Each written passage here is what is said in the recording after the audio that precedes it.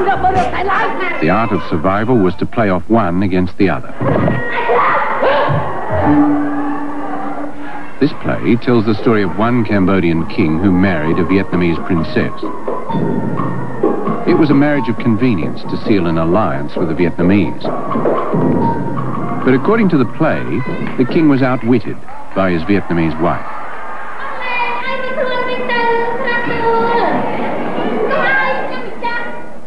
She insisted on taking Cambodian land to form what is now the south of Vietnam.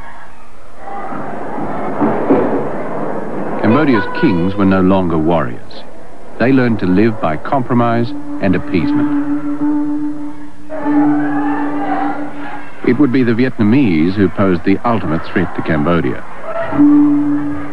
Originally from China, the Vietnamese had pushed southwards, but their expansion to the west was checked by mountain ranges.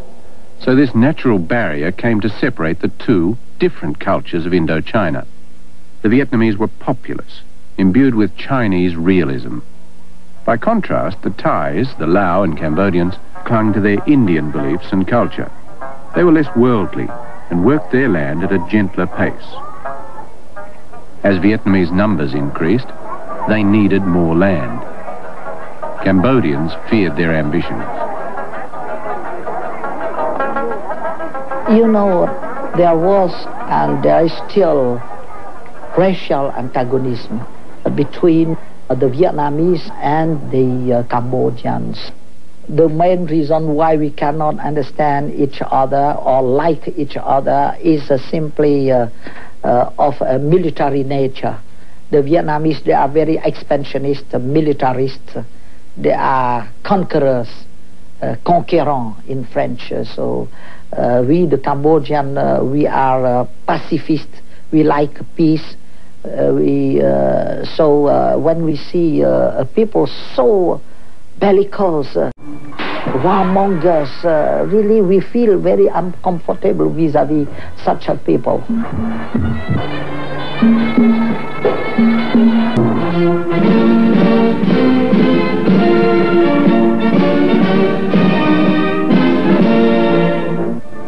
Ironically, it was the arrival of the French that saved Cambodia from disappearing altogether.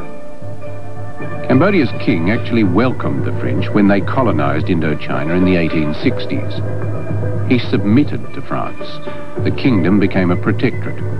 But that was a lesser evil than losing Cambodia completely to the Vietnamese. For their part, it suited the French to preserve Cambodia's royal courts. They'd keep Indochina divided and use figurehead kings to endorse their rule. The last thing the French wanted was to stir up political change.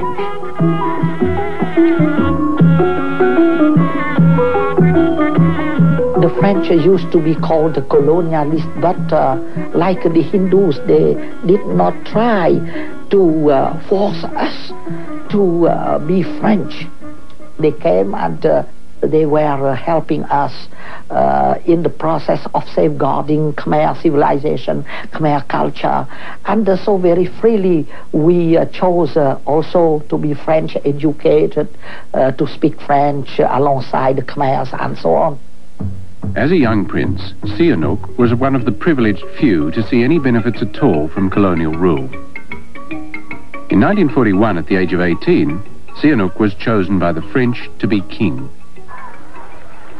In favouring Sihanouk, they'd passed over a rival branch of the royal family because they imagined the prince would be easily controlled. He was more concerned with affairs of the heart than matters of state. Since I was the only child, my parents, they wanted me to be happy. And after that, there are Westerners who like to say that I was a playboy and so on, because I used to have a good life, so I am accustomed to good cuisine and sports cars and so on. But the French were pleased to indulge his whims. Although Sihanouk held no power, nonetheless he was revered as a god king. His role was to serve as patron and perform the ancient rituals. For most Cambodians, even figurehead kings were the source of all fertility. Just to touch his robes or the dust at his feet was a blessing with royal potency. For peasants in the countryside, life would barely change at all during 90 years of colonial rule.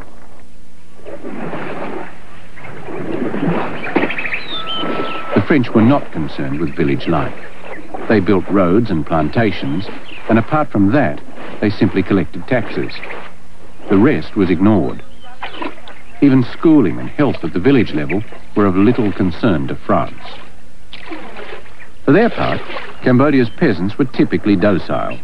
They were loath to pass up their age-old beliefs or methods of farming.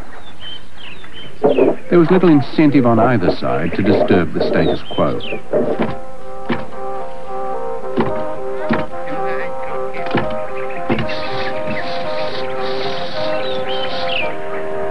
Here, the state of the art was timeless. In these villages, there was no revolution to even a simple pottery wheel. Instead, village women still turned themselves about the clay.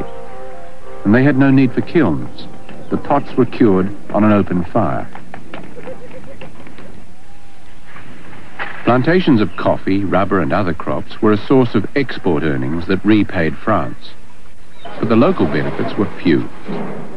By preference, the French imported Vietnamese workers rather than hiring native Khmers.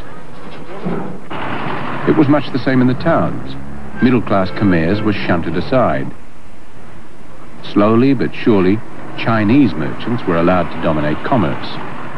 And the French relied on Vietnamese clerks and petty officials to staff their colonial service.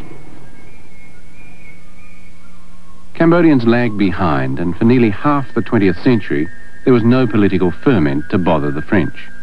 By contrast, the Vietnamese next door were far from dormant.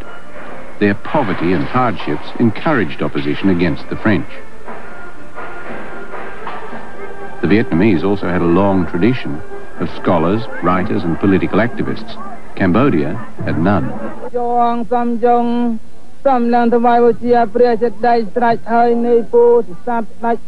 one Cambodian book was written, and there was no Cambodian newspaper before the 1930s. The time would come when Cambodia paid a price for its lack of worldly experience and its lack of depth in leaders.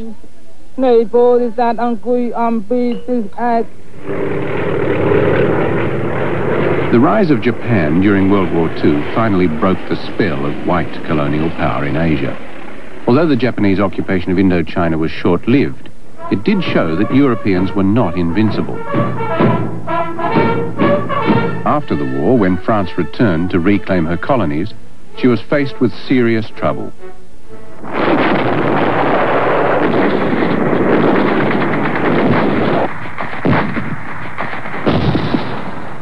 Vietnamese nationalists, known as the Viet Minh, had taken up arms to oust the French from all of Indochina.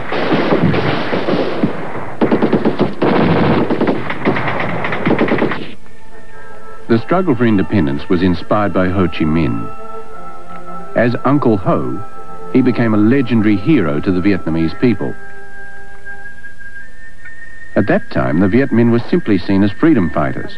They had broad support from all Vietnamese, regardless of class or political leanings. But the ultimate goal for Ho Chi Minh was more than national independence. His life was dedicated to a communist revolution. The worst of the war was fought in Vietnam. But in Laos and Cambodia as well, the Viet Minh combined with local resistance to harass the French.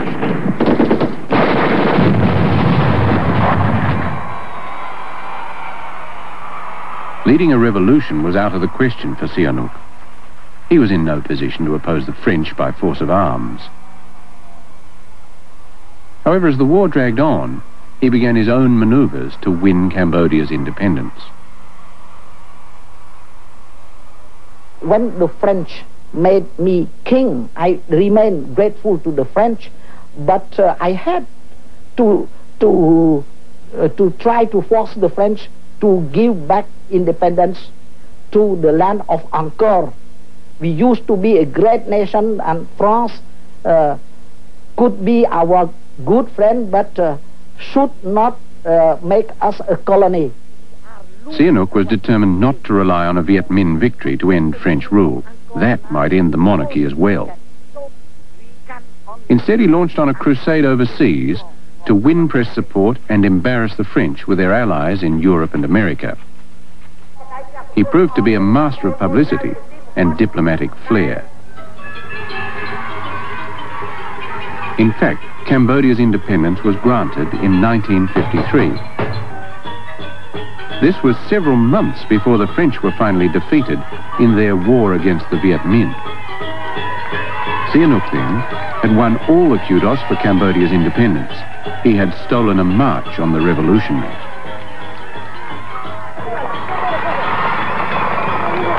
The king had discovered a taste for politics, but he knew his palace would not be the seat of power.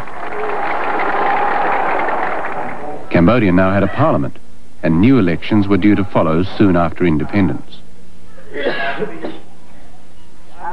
Despite Sihanouk's personal standing, the strongest political party was clearly opposed to the old ruling class, and even the monarchy itself. It drew support from teachers, students, government workers, and those who'd fought the French. One part of the Cambodian nation, they want Cambodia to be a republic, to be like France. And since then we had many political parties, and the intellectuals in Cambodia, you know, as a French educated people, they studied mainly the history of French revolution, the cutting off of the head of kings, and so on. So the leader in Cambodia cannot be a king. He must be the president of his country, powerful enough to lead the country, but with an opposition, with a parliament. Sihanouk's answer was to abdicate and to leave the throne to his father. No longer king, he was free to stand for election. The opposition was caught off balance by Sihanouk's move. The popular vote was never in doubt, and he was elected head of state by a large majority. Sihanouk was convinced that the unity of his people rested on his shoulders and his alone. Only he could serve as a bridge to bring Cambodia into the 20th century. The prince was driven by a passion to be all things to all his people. As he bounced through the countryside, he was still hailed as the Father King, despite his abdication. Whatever city people thought, the mystique of godly energy would never fade for villagers.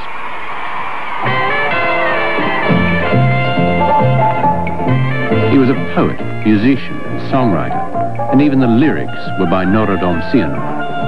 Cambodia's press was dominated by the words and deeds of Norodom Sihanouk. And radio talks for hours on end carried the voice of Norodom Sihanouk. The views on every issue, from international politics to the latest village gossip, were those of Norodom Sihanouk. And to top it all, he turned his hand to filmmaking, the writer, director and star being Norodom Sihanouk. Sihanouk played many roles, but he was never seen as a military dictator. Indeed, the army was kept very small and the leaders divided, so they wouldn't pose a threat to Sihanouk's rule.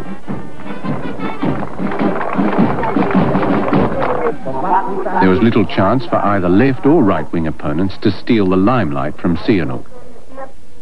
He insisted that all rival parties and factions merge with his own political movement, called the Sangkum.